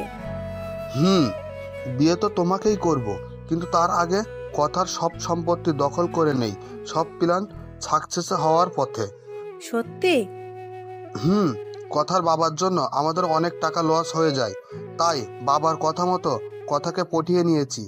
সাথে কথার বাবাকে তার বাবার অপমানের করার শাস্তি সবার সামনে দিয়েছি। সবাই জানে কথা একটা নষ্ট মেয়ে, বিয়ের আগেই গর্ভবতী হয়েছে। এখন কথাকে কে বিয়ে করবে? তার সব সম্পত্তি নিজের নামে করে নিয়ে ডিভোর্স দিয়ে আমার জানেমানকে বিয়ে করব। কথা সজীবের জঘন্য কাহিনী শুনে নিজের কানকে বিশ্বাস করতে পারছে না। এগিয়ে তার ভালোবাসা সজীব, যাকে নিজের সর্বস্ব বিলিয়ে দিয়েছে। কথার 2 চোখ বেয়ে পানি পড়ছে। বুকের ভেতর থেকে হৃৎপিণ্ডটা কেউ মনে হয় কেড়ে নিচ্ছে। কথা আর থাকতে পারছেন না বিশ্বাসঘাতকের বাড়িতে। বাম হাতে চোখটা মুছে দৌড়ে বের হয়ে গেল। বাসায় এসেই দেখে জিসান তার কাপড় চোপড় ব্যাগে ভরছে। হাতে একটা কাগজ দেখা যায়। কি হচ্ছে কথা কিছু বুঝতে পারছে না। এদিকে জিসান কথার হাতে একটা কাগজ ধরিয়ে দিয়ে বলল, এই নেন আপনার ডিভোর্স পেপার, আমি সাইন করে দিয়েছি, আপনি করে দিলেই হবে। কথার সামনে ডিভোর্স পেপারটা পড়ে আছে, একটা সাইন দিলেই মুক্তি পাবে সে। মুক্তিটাই তো তার প্রয়োজন ছিল। এই মুক্তির জন্যই কত অভিনয় করতে হয়েছে। টেবিলে থাকা কলমটা তুলে নিল। হাতটা কেমন জানি কাঁপছে। চোখের সামনে অজস্র স্মৃতি ভেসে উঠছে। শরীরটা থরথর করে কাঁপছে কথার। চোখ দুটি জ্বলন্ত কয়লার মতো হয়ে গেছে জ্বরে। কারণ কথা যে সজীবকে ভালোবাসতো। সজীবকে ভালোবেসে নিজের দেহটাকে সর্পে দিয়েছিল। আর সেই সর্পে দেওয়ার ফসলটা যে তার গর্ভে বড় হচ্ছে। এদিকে জিসান হাতে ব্যাগ নিয়ে কথার সামনে দাঁড়ালো। মন চাচ্ছে জিসানকে থেকে যেতে বলতে, কিন্তু সেটা তো কথা ছিল না। জিসানের সাথে যা কন্টাক্ট ছিল তাই তো হবে। জিসান কথার হাতে একটা চাবি ধরিয়ে দিয়ে যখনই রুমের দরজা অতিক্রান্ত করবে তখনই পিছন থেকে কিছু ধপ করে পড়ে যাওয়ার শব্দে পিছন দিকে তাকালো। পিছন দিকে তাকাতেই দেখতে পেল কথা ফ্লোরে পড়ে গেছে, মাথা ফেটে রক্ত গড়িয়ে পড়ছে। তাড়াতাড়ি করে অ্যাম্বুলেন্স ডেকে কথাকে হসপিটালে নিয়ে গেল জিসান। ডাক্তার কথার রুম থেকে বের হয়ে জিসানকে বলল, রোগী আপনার কি হয়? জিসানের অনিচ্ছা সত্ত্বেও বলে ফেলল, কথা আমার স্ত্রী। ও, আল্লাহর কাছে শুকরিয়া আদায় করেন, গর্ভের সন্তানের কোনো ক্ষতি হয়নি। ওনার গায়ে তো প্রচুর জ্বর, আপনি আগে খেয়াল করেননি? আমি বাসায় ছিলাম না। ও আচ্ছা, তবে শুনুন, 3 দিন হাসপাতালে থাকতে হবে। 3 দিন পর মোটামুটি সুস্থ হয়ে যাবে। কথার বেডে বসে আছে জিসান। কখন যে ঘুমিয়ে গেছে খেয়াল নেই। হঠাৎ কারো ধাক্কা খেয়ে সজাগ পেয়ে দেখে কথার বুকে। জিসানকে কথার বুকে দেখে কথা ধাক্কা দিয়ে উঠিয়ে গালে ঠাস ঠাস করে চর বসিয়ে দিল। এই ছোট লোক, তুই হসপিটালের মাঝেও আমার সরলতার সুযোগ নিয়ে অসভ্যতামি করছিস। লজ্জা করে না? মেয়েদের কিভাবে সম্মান করতে হয় জানিস না? জিসান কিছু না বলে চোখের পানি ছেড়ে দিল। সত্যি তো, মেয়েদের সম্মান করতে পারি না। জিসানের চোখ থেকে পানি পড়া দেখে কথা বলল, তুই অভিনয় করিস, অভিনয়ে অস্কার পাবি। এক থাপ্পড়ে যেভাবে কাঁদছিস মনে হয় বোন মারা গেছে। কথাটা শুনে প্রচন্ড রাগ হলো, তবুও কিছু বলতে পারল না, কারণ ওনার টাকা দিয়েই জিসানের কলিজার টুকরা বোনটার চিকিৎসা হলো। রুম থেকে বের হয়ে গেল। জিসানের পিছন পিছন নার্স ঢুকলো। ম্যাডাম এখন কেমন আছেন? হ্যাঁ, অনেকটাই বেটার ফিল করছি। আজকে কি আমি ছাড় পেতে পারি? অবশ্যই। আচ্ছা ম্যাডাম, আপনাকে কি একটা কথা বলতে পারি? হ্যাঁ বলো। আপনি সত্যি অনেক ভাগ্যবতী একটা মেয়ে। আল্লাহ তাআলা আপনাকে নিজ হাতে একটা স্বামী দান করেছে। জানেন, আপনি যে 3টা দিন হসপিটালে ছিলেন, একটা দিনও সে আপনার পাশ থেকে দূরে যায়নি। জানেন, কাল যখন নামাজ পড়ে দোয়া করছে তখন পাশ থেকে সব শুনেছি। ওনার প্রতিটা চাওয়ায় আপনি ছিলেন। জানেন, কাল রাতে যখন আপনার বেডে বসে বসে আপনাকে দেখছে, আমার মনে হয় পৃথিবীর সবচেয়ে সুন্দর জিনিসটা আপনার স্বামী আপনার মাঝে খুঁজে পাচ্ছে। আমি চলে যাওয়ার পর আবার 30 মিনিট পর আসি আপনাকে দেখতে। তখন দেখি আপনার স্বামী আপনার পাশে বসে বসে ঝিমোচ্ছে, বড্ড হাসি পাচ্ছিল। হঠাৎ আপনার বুকের উপর পড়ে গেল। দৃশ্যটা মনে হয় পূর্ণতা পাচ্ছিল না, কিন্তু খানিকক্ষণ পরেই আপনি আপনার বাহু ডোরে আপনার স্বামীকে আবদ্ধ করে নিলেন। দৃশ্যটা আমার দেখা সবচেয়ে সুন্দর ছিল। সত্যি আপনি বড়ই ভাগ্যবতী। এমন একজনকে পেয়েছেন যার মতো স্বামীকে পৃথিবীর সকল মেয়েই চাই। জানেন আপু, আমি লাভ ম্যারেজ করেছি, ভালোবেসে বিয়ে করেছি। আমার স্বামী সারাদিন বাসায় বসে থাকে, মাস শেষে বেতনটা নিয়ে নেয়। ভালোবাসি বলে কিছু বলতেও পারি না। যাই হোক, দোয়া করবেন আমার জন্য। নার্সের মুখে এসব শুনে কথা চিৎকার দিয়ে কান্না করতে মন চাচ্ছে। বুকের ভেতরটা ফেটে যাচ্ছে। না জেনে কত অপমানটাই না করেছে জিসানের সাথে। সকালবেলা চর মারাতে হাতের আঙুলের ছাপ বসে গিয়েছে জিসানের গালে। হাতটা কেটে ফেলতে ইচ্ছে করছে। বড় ভুল করে ফেলেছে কাজকে হীরা ভেবে, আর হীরাকে কাজ ভেবে। কথা সজীবকে নয়, জিসানকেই লাগবে। হসপিটাল থেকে বের হয়ে দৌড়ে বাসায় গিয়ে দেখে কথার বাবা বিদেশ থেকে এসেছে। জিসান রুম থেকে বের হয়ে বাবাকে জড়িয়ে ধরে কান্না করে দিয়ে বলল, আঙ্কেল, যদি কোনো সময় কষ্ট দিয়ে থাকি বা কোনো অপরাধ করে থাকি, ছেলে মনে করে ক্ষমা করে দিবেন। না বাবা, বরং তোমার প্রতি যে অবিচার করেছি সেই জন্য আমাকে ক্ষমা করে দিও। না আঙ্কেল, আপনি কেন ওসব বলছেন? আচ্ছা, এবার তাহলে আসি বলে বাসা থেকে বের হয়ে যাচ্ছে। কথা জিসানকে ডাকতে গিয়েও থেমে গেল। কি মুখে ডাকবে জিসানকে? চোখে পানি টলমল করছে। না, এই ধনীদের জেলখানায় আর নয়। বের হয়ে হসপিটালে চলে গেল। অধরার জন্য মনটা ব্যাকুল হয়ে যাচ্ছে। বাবা, ও বাবা, জিসানকে যেতে দিও না, ওকে ফিরাও না বাবা, ও চলে যাচ্ছে। কি ফিরাবো? কাকে? যাকে গরিব বলে, ছোট লোক বলে কথায় কথায় থাপ্পড় দিয়েছিস তাকে, নাকি তোর কন্ট্যাক্ট করা বরকে? কথা বল, কাঁদছিস কেন? বাবা হিসেবে কোনো বাবাই চায় না তার মেয়ে কান্না করুক, কিন্তু তুই যে অপরাধ করছিস তোর কান্না করাই উত্তম। কতটা মহতলে মানুষ অন্য একজনের ধর্ষণ সহ অবৈধ সন্তানকে স্বীকৃতি দেয় জানিস? তা জানবি কেন? জানিস গরিবদের অপমান করা? জানিস বিয়ের আগে নিজের শরীরটা পশুদের হাতে তুলে দেওয়া? সি, লজ্জা করে না এখন ফিরাতে বলতে চাওয়া? জানিস জিসান কেন তোর অপমান সহ্য করেছে? কেন টাকা চেয়েছিল এতগুলো? তার বোনকে বাঁচাতে। আরে পৃথিবীর ভাইদের কাতারে শ্রেষ্ঠ ভাইয়ের তালিকায় জিসানের নামটা স্বর্ণ অক্ষরে লেখা থাকবে পৃথিবীর ধ্বংসের আগ পর্যন্ত। একটা ভাই তার বোনকে বাঁচাতে নিজের ভালোবাসাকে নিজে বুকে কবর দিয়েছে। তোর ভাগ্য ভালো, গত 7টা মাস তুই এক ছাদের নিচে কোনো মহৎ মানুষকে পেয়েছিলি। আরে স্বামী হিসেবে যে দায়িত্বগুলো পালন করতে হয় সেসব দায়িত্ব পালন করেছে। তোর অসুস্থের সময় যে মানুষটা দুটো চোখের পাতা এক করেনি তাকে তুই শুধু কষ্টই দিয়েছিস। আমি বিদেশ থাকলেও তোর প্রতিটা কর্মকাণ্ডের খবর রেখেছি। বাবা, আমি তোমার পায়ে পড়ি, প্লিজ আর এসব বলো না, আমি আর শুনতে পাচ্ছি না। তুমি জিসানকে এনে দাও বাবা, তোমার কথা জিসান শুনবে। আমি জিসানকে ছাড়া বাঁচবো না, সত্যি বাবা। আমার স্বামীকে ছাড়া আমি মরেই যাব, সারা জীবন ওর পায়ের নিচেই পড়ে থাকবো। তুমি এনে দাও বাবা। কথাটা বলে টেবিলে থাকা ডিভোর্স পেপারটা ছিঁড়ে ফেললো কথা। কথার বাবা কি বলবো কিছু বুঝতে পারছে না, তাই কথাকে বলল, তুই জিসানের কাছে গিয়ে তোর ভালোবাসা আদায় করে নে। কথা দারোয়ান জিজ্ঞেস করে জানতে পারলো জিসান হসপিটালে গিয়েছে। কথা গাড়ি নিয়ে হসপিটালে গিয়ে যা দেখলো তা দেখে তার পায়ের নিচের মাটি সরে যাচ্ছে। জিসান নাম বাদ দিয়ে রাজ নাম দেওয়া হয়েছে। রাজের মাথাটা অধরার বুকে, অধরা রাজের মাথায় হাত বুলিয়ে দিচ্ছে। মনে হচ্ছে তারা দুজন ভালোবাসার সাগরে হাবুডুবু খাচ্ছে। বুকের ভেতরটা চিনচিন করে উঠল কথার। পৃথিবীটা মুহূর্তেই অন্ধকার হয়ে যাচ্ছে। কেন এত কষ্ট হচ্ছে আজ তার? সে তো চেয়েছিল রাজের কাছ থেকে মুক্তি। আজ অধরার বুকে রাজকে দেখে কেন নিঃশ্বাস বন্ধ হয়ে আসছে? চোখ দিয়ে অঝোর ধারায় বৃষ্টি পড়ছে। দরজায় মূর্তির মতো দাঁড়িয়ে অপলক দৃষ্টিতে তাকিয়ে আছে কথা। হঠাৎ অধরা রাজকে বুক থেকে সরিয়ে দিল। রাজ অধরার হঠাৎ এমন পরিবর্তন দেখে আকস্মিক হতভম্ব হলো। মনে মনে ভাবলো অধরা মনে হয় রাজের সাথে অভিমান করেছে। তার অভিমান ভাঙানোর জন্য অধরার কপালে আলতো করে ভালোবাসার স্পর্শ এঁকে দিতে গেল। মুখটা যখন অধরা কপালের কাছাকাছি তখন গালে ঠাস ঠাস করে থাপ্পড় বসিয়ে দিল অধরা। থাপ্পড়টা এতই জোরে ছিল যে ঠোঁট কেটে রক্ত বের হতে লাগলো।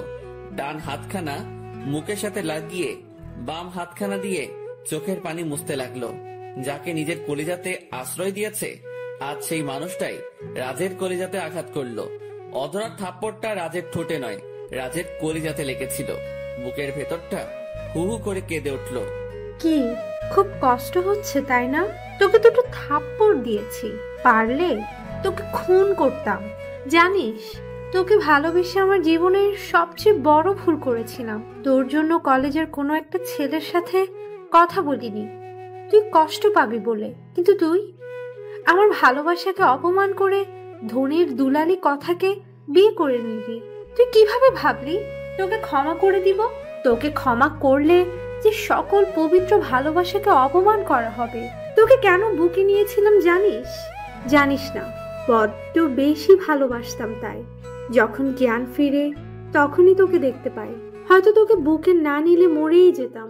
বুকের ভেতরটা ভালোবাসার আগুনে পুড়ে ছারখার হয়ে যাচ্ছিল। তাই তোকে বুকে নিয়ে বুকটাকে শান্ত করলাম। কিন্তু পরক্ষণে মনে হলো কোনো এক প্রতারককে বুকে নিয়েছি নিরহ ভালোবাসাকে গলা টিপে হত্যা করা কাউকে, যে আমারই বান্ধবীর সাথে অশ্লীল কাজ করে বিয়ে করে। ছি, লজ্জা হচ্ছে তোকে বুকে নিয়েছিলাম। অধরা প্লিজ বিশ্বাস করো, আমার হৃদয়ে শুধু তোমার নাম, আমার সারাটা হৃদয় জুড়েই তুমি আছো। প্লিজ আমার কথাটা শোনো, আমাকে তাড়িয়ে দিও না। চুপ ছোট লোকের বাচ্চা, আর একটাও কথা না। তোকে যদি পারতাম এখনই আমি খুন করতাম। তুই আমার সামনে আসলে মরা মুখ দেখবি আমার। আমি তোকে ঘৃণা করি। তোর ওই পাপী মুখটা দ্বিতীয়বার দেখার আগে যেন আমার মরণ হয়। তবুও ভালোবাসা নিয়ে কোনো প্রতারকের মুখ আমি দেখতে চাই না, যে কিনা নিজের ভালোবাসাকে টাকার লোভে ছেড়ে চলে যায়। আমি এই মাসেই বাবার পছন্দ করা ছেলের কাছে বিয়ে করব।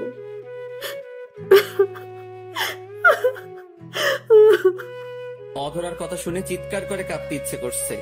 যাকে এতটা ভালোবাসলো সেও আজ ভুল বুঝলো। রুমের বাহির থেকে কথা সব শুনছে। কথার খুব কষ্ট হচ্ছে, সে মনে স্থির করে নিল সবকিছু বলে দিবে। আমি রুম থেকে বের হতেই কথাকে দেখে অবাক হলাম। ম্যাডাম, আপনি হসপিটালে কেন? আমার স্বামীর কাছে। কে আপনার স্বামী? 3 বার কবুল বলে আল্লাহকে সাক্ষী রেখে যাকে বিয়ে করেছি সে আমার স্বামী। ম্যাডাম ভুল করছেন। কবুল বললেই তো কারো স্ত্রী হওয়া যায় না। আপনি তো নিজেই বলেছেন। সেটা ভুল বলেছি, আমাকে ক্ষমা করে দাও। পায়ে পড়ে গিয়েছে সবার সামনে, হসপিটালে সবাই সার্কাস দেখার মতো তাকিয়ে আছে। এই কি করছেন? আপনার মান সম্মান সব ধুলোয় মিশে যাবে তো ম্যাডাম। উঠেন, গরিবদের কাছে ক্ষমা চাইতে হয় না, তারা সবকিছু দুঃস্বপ্ন ভেবে ভুলে যায়। ক্ষমা তো আপনাকে তখনই করে দিয়েছি যখন ক্ষমা চেয়েছেন।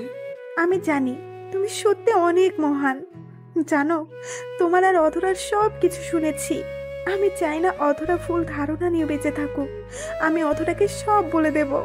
ম্যাডাম, আমার কসম, ওকে কিছু বলবেন না। ওই অন্যকে বিয়ে করে সুখী হতে চেয়েছে। এর চেয়ে আনন্দের কথা আমার কাছে কি হতে পারে? আমি না হয় কষ্টই পাই। কথাটা বলে হসপিটাল থেকে সরাসরি বাসায় চলে এলাম। বাসায় গেট খুলতেই পিছনে দেখি কথা ব্যাগপত্র নিয়ে দাঁড়িয়ে আছে। এরকম ঘটনায় আকস্মিক বিস্মিত হয়ে গেলাম। হঠাৎ আপনি ব্যাগপত্র নিয়ে গরিবের ঘরে? না, গরিবের ঘরে তো আমি আসিনি। আমি এসেছি আমার স্বামীর ঘরে, আমার স্বামীর পায়ের নিচে আমার ঠিকানা খুঁজে নিতে। ম্যাডাম, আস্তে, মানুষ শুনতে পাবে যে। কেউ এসব শুনলে আপনার মান সম্মান কিছুই থাকবে না। শুনুক, তাতে কি হয়েছে? রাজ, বিশ্বাস করো, আমি তোমায় সত্যি ভালোবেসে ফেলেছি। আমাকে ক্ষমা করে দাও। তুমি যে ডিভোর্স দিয়েছো, সে ডিভোর্স লেটার ছিঁড়ে ফেলেছি। আমার ডিভোর্স চাই না, আমি তোমাকে চাই। তুমি আমাকে তোমার বুকে জায়গা দাও। জানো, আমি ভালোবাসা কি বুঝতাম না, তোমার আবেশে ভালোবাসা কি বুঝতে শিখেছি। তোমাকে ছাড়া সত্যি মরে যাব। তুমি হয় আমাকে গলা টিপে হত্যা করো, নয়তো বুকে টেনে নাও। সরি, ক্ষমা করবেন। এক বুকে দুজনকেই কখনোই জায়গা দেওয়া যায় না। আমার বুকের সম্পূর্ণ জায়গা জুড়ে অধরার বিচরণ, আর সে আমার হৃদয়টাতেই সারা জীবন থাকবে। অধরা তো তোমায় ভালোবাসে না। তাতে কি হয়েছে? আমি তো ভালোবাসি, তাতেই চলবে। রাজ, আমাকে তাড়িয়ে দিও না। আমি কোথায় যাব? তুমি যে আমার একমাত্র আশ্রয়স্থল। তোমার বাড়িটাই যে আমার বাড়ি। কি বলছেন? 7 তলা ফ্ল্যাট রেখে কেন টিন শেড আপনার বাড়ি বলছেন?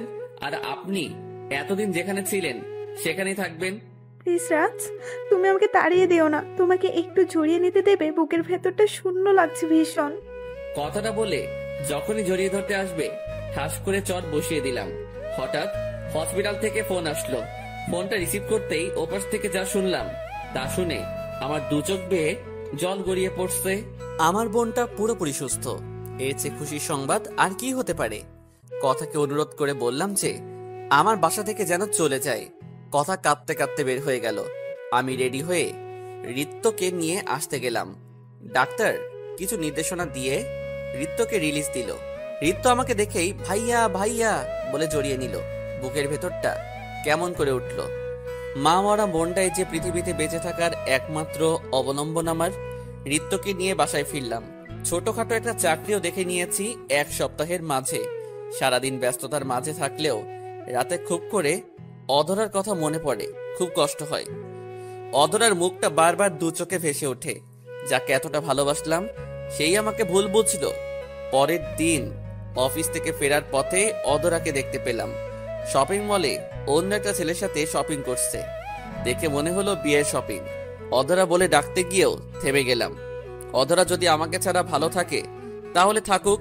বাম হাতের শার্টের হাতা দিয়ে চোখটা মুছে নিলাম, কিন্তু হৃদয়ের রক্তক্ষরণ কিভাবে বন্ধ করব? বাসায় এসে না খেয়ে শুয়ে পড়লাম। আমার এমন ব্যবহারে রিত্ত খানিকটা কষ্ট পেল। ওই ভাইয়া, ওঠ, খাবি না? তোর কি হয়েছে? ভাইয়া শরীরটা খারাপ করেছে? না, তুই খেয়ে নে, এমনি খেতে মন চাচ্ছে না। ভাইয়া, তুই না খেলে কিন্তু আমিও খাবো না। কেন আমাকে কষ্ট দিস? জানিস না তোর কষ্টতে আমি কষ্ট পাই? হ্যাঁ কর ভাইয়া। বোনের জোড়াজুড়িতে খেয়ে নিলাম। খাওয়া শেষ করে নামাজ পড়ে শুয়ে পড়লাম। অন্যদিকে আজ রাজকে খুব সুন্দর করে সাজানো হয়েছে। রাজের বিয়ে। অনেক জল্পনা কল্পনা শেষে অধরার সাথেই। কথা সহ্য করতে পারছে না এসব। বুকটা ফেটে যাচ্ছে। কথা যে রাজকে ভালোবেসে ফেলেছে। রাজের স্মৃতিগুলো বুকে কাটা হয়ে বিঁধতেছে। কাজী যখন কবুল পড়ায় তখন কথা দৌড়ে গিয়ে রাজের পায়ে ধরে কান্না করতে লাগে। প্লিজ আমাকে ক্ষমা করে দাও। তুমি আমাকে ছেড়ে যেও না। তুমি না আমার স্বামী। আল্লাহ তাআলা পবিত্র কালেমাকে সাক্ষী রেখে বিয়ে করেছিলাম আমরা। তুমি তোমার পায়ের নিচে আমাকে একটু জায়গা দাও, নয়তো আমাকে গলা টিপে মেরে ফেলো। কি করব? আমি তোমাকে ছাড়া যে বাঁচবো না। আমাকে তোমার ভালোবাসা ভিক্ষা দাও। বিয়ে বাড়ির সবাই কথার এমন ব্যবহারে অবাক হয়ে যায়, কিন্তু রাজ কথাকে চলে যেতে বলল। কথার চোখের সামনে রাজ আর অধরার বিয়েটা হয়ে গেল। কথার দম বন্ধ হয়ে আসছে। হঠাৎ কিসের শব্দে কথার ঘুম ভেঙে যায়। কথা রাজ বলে একটা চিৎকার দেয়। বিছানা থেকে উঠে গ্লাসে থাকা পানি দিয়ে গলাটা ভিজিয়ে নেয়। খুব কষ্ট হচ্ছে, রাজকে ছাড়া সে বাঁচতে পারবে না। বিছানা থেকে রাজের ছবিটা তুলে বুকে নিয়ে আবারও কাঁদতে লাগলো। ঘড়ির দিকে তাকিয়ে দেখে রাত 2টা বাজে। এই সময় নাকি আল্লাহ তাআলা বান্দার ফরিয়াদ কবুল করেন। কথা বিছানা থেকে উঠে সুন্দর করে অজু করে নিল। অজু করে তাহাজ্জুদের নামাজের পর 2 রাকাত সালাতুল হাজত পড়ে মহান আল্লাহ তাআলার দরবারে দুখানা হাত তুলে বলতে লাগলো, হে পরম করুণাময়, সারা জাহানের মালিক, আমি নিশিরাতের প্রতীক হয়ে তোমারই দরবারে দুখানা হাত তুলেছি। কোনোদিন কোনো কিছু চাইনি, আজ চাইব তোমার কাছে। তোমার কাছে কেউ কোনো দিন খালি হাতে ফেরে না। ও আল্লাহ, ছোটবেলায় মাকে তোমার কাছে নিয়েছিলে, তোমাকে বলিনি কেন মাকে নিয়ে নিলে, কোনো অভিযোগ করিনি তোমার কাছে। ও আল্লাহ, আজ ফকির হয়ে তোমার দরবারে আমি আমার স্বামীকে ভিক্ষা চাই। আমার স্বামীকে আমার বুকে ফিরিয়ে দাও। হে রহিম রহমান, জানি না কোন নামে ডাকলে তুমি সাড়া দেবে আমার ডাকে। আল্লাহ, একটি মায়ের নিকট তার সন্তান যদি কান্না করে দেয়, মা দিশাহারা পাগল হয়ে যায়। আর তুমি তো দুনিয়ার মায়ের চেয়ে বান্দাকে লক্ষ কোটি গুণ বেশি ভালোবাসো। আমার চোখের পানি তোমার রহমতের দরিয়ার টান মারে না? আমার মাঝরাতের কান্না কি তুমি শুনতে পাও না আল্লাহ? একজন মা ছাড়া মেয়ের আর্তনাদ কি তুমি বুঝতে পারো না? হে পরওয়ারদিগার, আমার স্বামীকে কবুল করে নাও আমার জন্য। নিশ্চয়ই তুমি আমার দোয়া কবুল করেছো, আমিন। কথা মোনাজাত শেষ করে যায় নামাজে ঘুমিয়ে পড়ে। পরের দিন সকাল সকাল আমি ঘুম থেকে উঠে দরজা খুলতেই দেখি কথা দাঁড়িয়ে আছে। আরে ম্যাম, ছোট লোকের বাড়িতে কোনো কারণ ছাড়াই? আমার কথাগুলো শুনে কথা ফুপিয়ে কাঁদছে। আমি সব সহ্য করতে পারি, তবে কারো কান্না সহ্য করতে পারি না। কি হলো ম্যাম, আমার কথায় কষ্ট পেলে ক্ষমা করবেন। কথাটা বলে যখনই পেছন থেকে ফিরতে যাব, তখনই পায়ে কারো স্পর্শ টের পেলাম। নিচের দিকে চেয়ে দেখি কথা পা দুটি ঝাপটে ধরেছে। ম্যাডাম, কি করছেন আপনি? প্লিজ এমন করবেন না, আপনি চলে যান। আমি আমার স্বামীর পায়ের নিচে থাকতে এসেছি, আমি তো যেতে আসিনি। আমাকে তোমার বাড়ির দাসী করে রেখে দাও, একবেলা খাবার দিও, তবুও আমাকে চলে যেতে বলো না। আমি না তোমাকে সত্যি অনেক বেশি ভালোবাসি। আমার তো মা নেই, তাই ভালোবাসা কি বুঝিনি। তুমি আমাকে ছেড়ে যেও না। জানো, কাল রাতে যখন স্বপ্ন দেখেছি তোমার বিয়ে হয়ে যাচ্ছে, তখন মনে হচ্ছিল কলিজাটা কেউ ছিঁড়ে নিয়ে যাচ্ছে। আমি কখনো নামাজ পড়তাম না, এখন নামাজ পড়ে আল্লাহর কাছে তোমাকেই চাই। তুমি যে আমার জীবন, আমাকে একটু তোমার বুকে নিবে? খুব কষ্ট হচ্ছে আমার, নিঃশ্বাসগুলো বন্ধ হয়ে যাচ্ছে। কথার মুখে এমন কথা শুনে নিজেরই খুব কষ্ট হচ্ছে। কথা তো আমার স্ত্রী, আল্লাহ তাআলার পবিত্র কালামকে সাক্ষী রেখে তাকে বিয়ে করেছি। না, আর কষ্ট দেওয়া ঠিক হবে না। কথার চোখের পানিতে পা দুটি ভিজে যাচ্ছে। আর থাকতে পারলাম না, কথাকে টান দিয়ে বুকে জড়িয়ে নিলাম। এই প্রথম কথার স্পর্শ পেলাম। শরীরটা কেমন যেন কেঁপে উঠল। কথা শক্ত করে জড়িয়ে ধরে আছে আমায়। কথার চোখের পানিতে আমার শার্টটা ভিজে যাচ্ছে। কথাকে ছাড়িয়ে এই প্রথম কথার কপালে আলতো করে ভালোবাসার স্পর্শ এঁকে দিলাম। পিছন থেকে রিত্য বলে উঠল, এই বিয়ে আমি মানি না, আমাকে না জানিয়ে সব করে ফেলেছ তোমরা। পরে রিত্তকে সব খুলে বললাম। হঠাৎ কথাদের বাসা থেকে ফোন আসলো। আঙ্কেল নাকি স্ট্রোক করেছে। ফোনটা রেখে কথাকে নিয়ে গাড়িতে উঠে পড়লাম। কথা দ্রুত গাড়ি চালিয়ে যাচ্ছে, কিন্তু গাড়ি হাইওয়েতে উঠেই ব্রেক ফেল করলো। কোনো উপায় না পেয়ে কথা গাড়ি নিয়ে ট্রাকের সাথে ধাক্কা লাগিয়ে দিল। তারপর আর কিছু মনে নেই। চোখ খুলতে দেখি হাসপাতালে বেডে শুয়ে আছি, সারা শরীর ব্যান্ডেজ করা, হাত পা ঠিক মতো নাড়াতে পারছি না। রিত্তকে পাশে আসতেই বললাম, কথা কেমন আছে?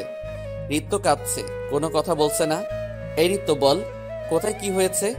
ডাক্তার, এই ডাক্তার, কোথায় আপনারা? বলেন কথা কি হয়েছে, আমি কথাকে দেখব। ভাইয়া প্লিজ কান্না করো না, ভাবির কিছুই হবে না, ডাক্তার সব মিথ্যা বলছে।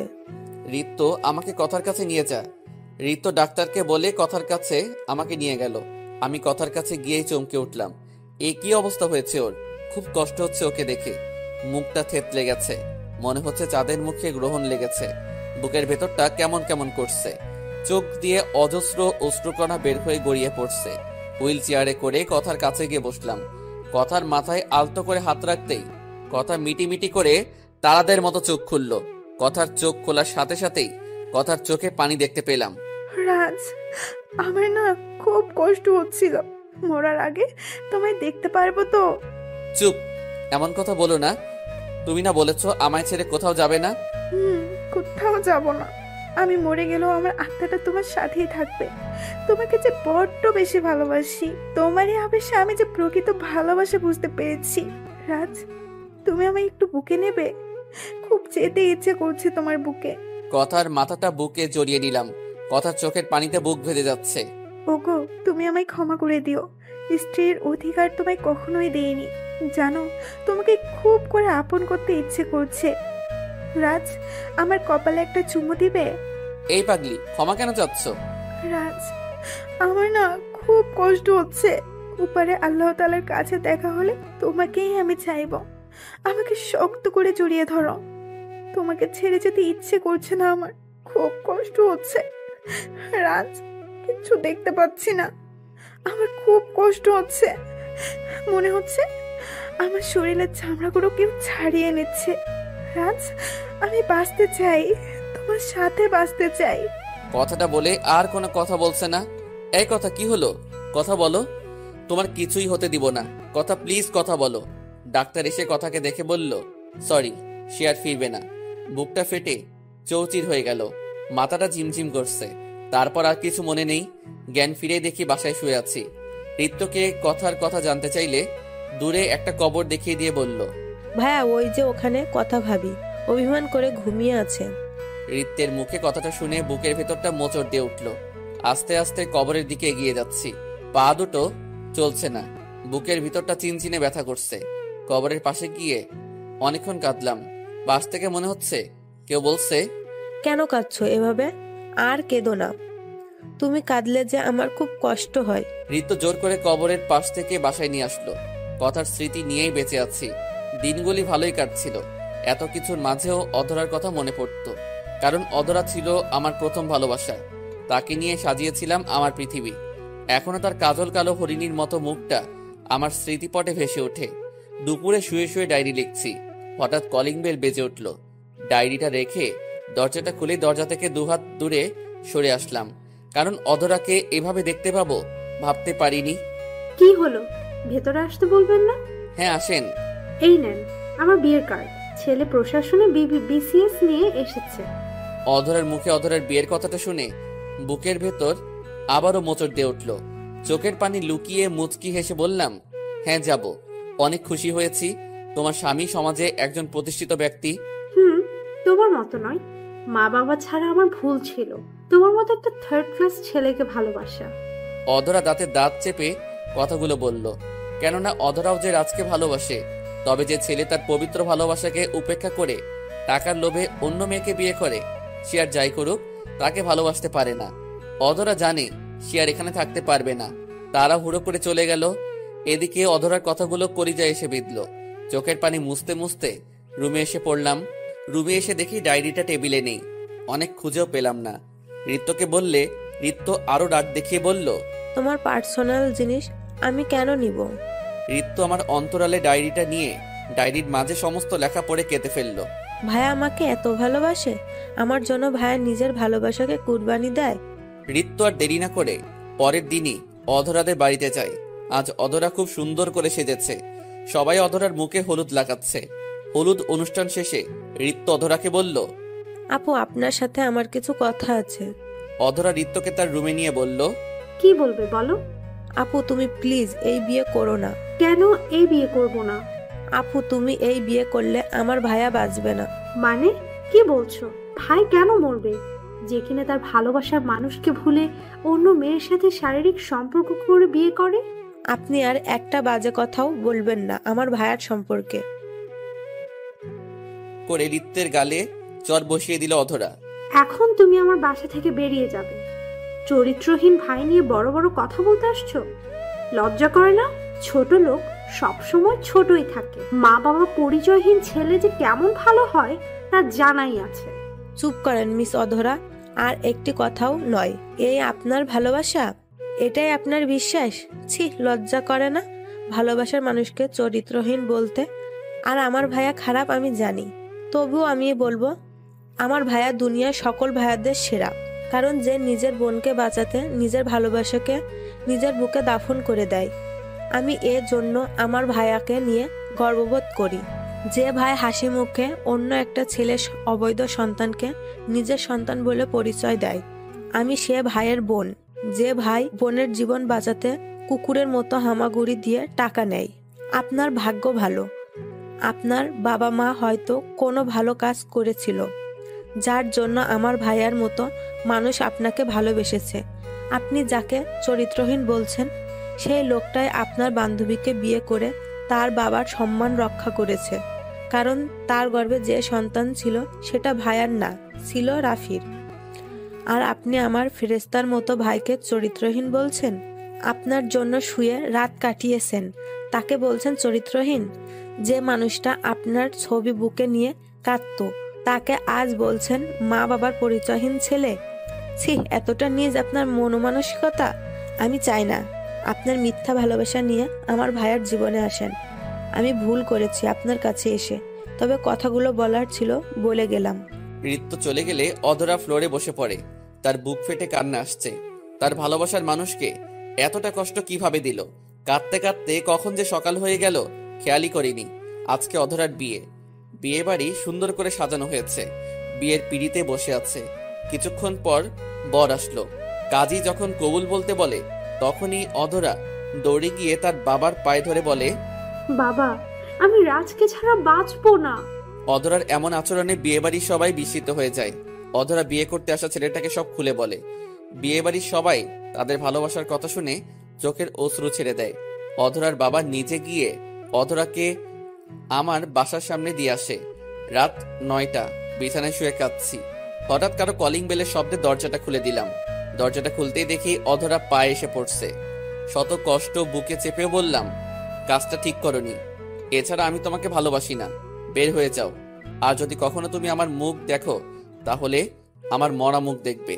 কথাটা বলে ঘরের দরজা লাগিয়ে দিলাম। তুমিও শুনে নাও, আমি বিয়ের আসর থেকে উঠে এসেছি। এখান থেকে যদি যায় আমার লাশ যাবে।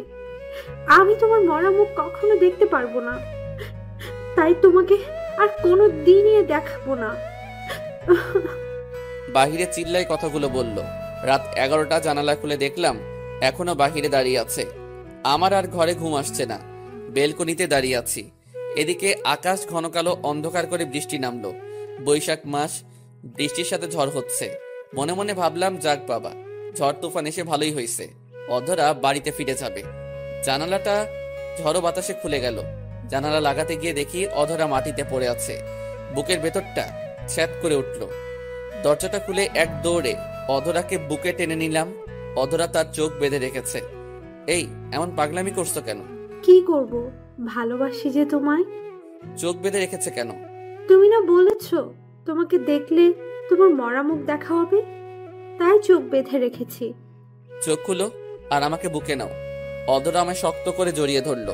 বুকটা কারো উষ্ণ আলিঙ্গনে শীতল হয়ে উঠল।